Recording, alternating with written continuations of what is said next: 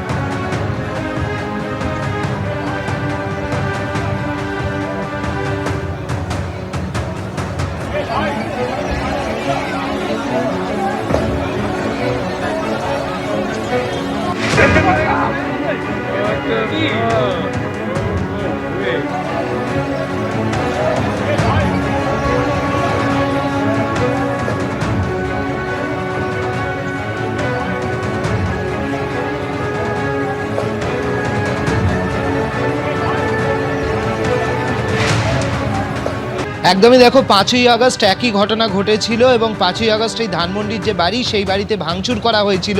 এবং আজকের যেটা ঘটনা হলো যে শেখ হাসিনা তিনি হচ্ছেন সোশ্যাল মিডিয়ায় তিনি বক্তব্য রাখবেন।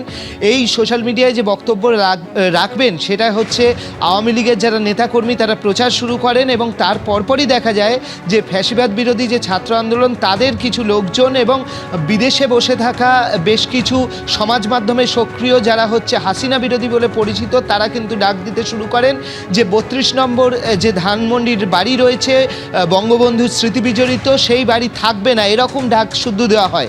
তো স্বাভাবিকভাবে সকাল থেকেই বোঝা যাচ্ছিল কিন্তু পরিস্থিতি উত্তপ্ত হতে যাচ্ছে।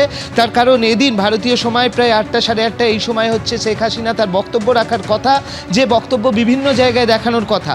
এবং সেই বক্তব্য তিনি যখন রাখবেন সেই সময় কিন্তু ধানমন্ডির বাড়িতে একটা লং মার্চ করে যাওয়ার একটা পরিকল্পনা করা হয়, যে লং মার্চ টু ধানমন্ডি, এবং সেটা হচ্ছে শাহবাগ থেকে যাওয়ার কথা বলা হয়।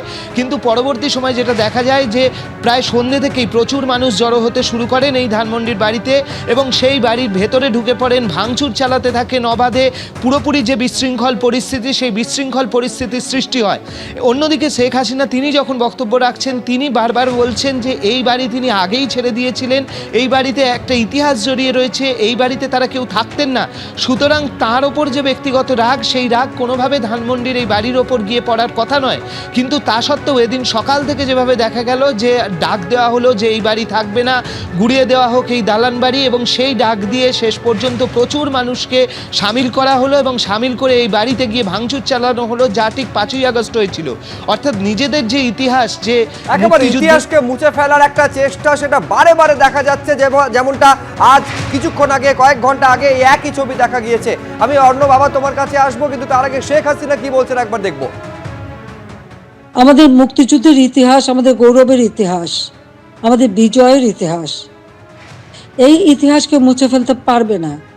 আমি জানি এটা মুছে ফেলার চেষ্টা হচ্ছে, সংবিধানকে ধ্বংস করা, জাতীয় পতাকা ধ্বংস করা, অনেক চেষ্টাই করা হয়েছে। কিন্তু লাখো শহীদের রক্তের বিনিময়ে যে পতাকা পেয়েছি, যে সংবিধান পেয়েছি, যে স্বাধীনতা পেয়েছি, তা ওই কয়েকজন বুলডোজার দিয়ে ভেঙে গুড়িয়ে দেবে এ শক্তি তাদের হয়নি এখনো।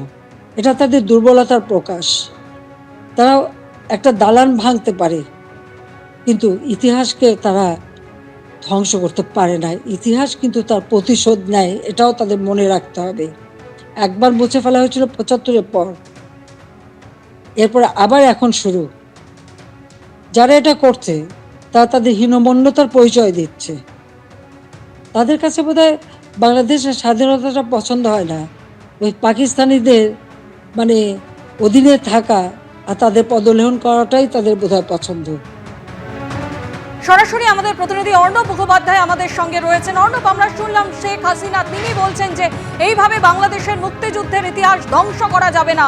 অপরদিকে আমরা দেখলাম যে একেবারে বঙ্গবন্ধুর বাড়িতে যারা ভাঙচুর চালিয়েছেন তারা বলছেন যে বুলডোজার দিয়ে এই বাড়ি গুড়িয়ে দেওয়া হবে।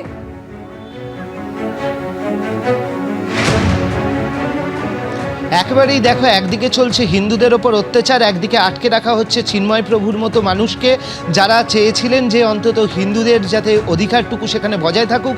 তার পাশাপাশি হচ্ছে মুক্তিযুদ্ধের যে ইতিহাস, সেই ইতিহাস ভেঙে দেওয়ার ডাক দেওয়া হয়েছে। এমনকি এই যে যারা রয়েছেন এখন এই তদারকি সরকারের যারা দায়িত্বে রয়েছেন, হাসনাত আবদুল্লাহ, তারা শুদ্ধ ডাক দিচ্ছেন যে এই 32 নম্বর যে বাড়ি রয়েছে সেই বাড়ি ফ্যাসিবাদের অন্যতম জায়গা, সেটাকে ভেঙে গুড়িয়ে দেওয়া হোক। আর অদ্ভুত হচ্ছে এই পুলিশ প্রশাসন, এই ইউনিট সরকার, পুলিশ প্রশাসন তাদের বক্তব্যে সেখানে জানাচ্ছে তারা এই কর্মসূচির কথাই জানতেন না।